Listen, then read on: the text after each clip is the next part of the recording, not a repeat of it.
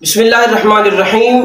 آج ہم انسان کی نیت کے بارے میں سنیں گے کہ انسان کی نیت کے تبدیل ہونے کی وجہ سے زندگی میں کیسی کیسی تبدیلیاں آتی ہیں۔ ایک بادشاہ تھا، ایک مرتبہ وہ اپنی سلطنت میں دورے کے لیے نکلا۔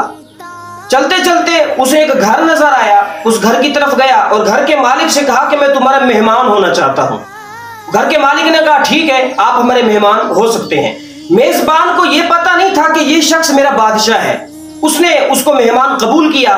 بادشاہ اس کے گھر میں چلا گیا۔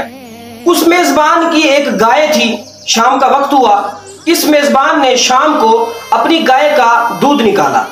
بادشاہ دیکھ رہا تھا کہ یہ دودھ نکال رہا ہے اور اس گائے نے اتنا دودھ دیا کہ جو 30 گائے کے برابر ہو سکتا تھا۔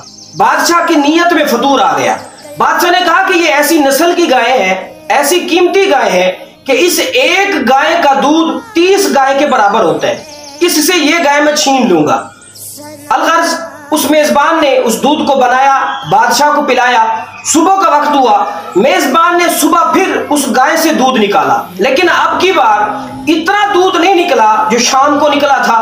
بادشاہ نے کہا کیا تمہاری گائے شام کو زیادہ دودھ دیتی ہے اور صبح کم دودھ دیتی ہے؟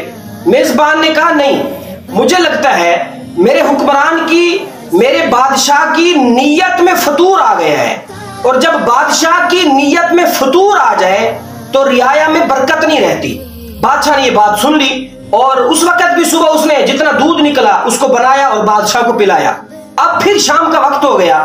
جب شام کا وقت ہوا اس نے پھر گائے سے دودھ نکالا اور اب کی بار بہت زیادہ دودھ نکلا جو کہ 30 گائے کے برابر تھا۔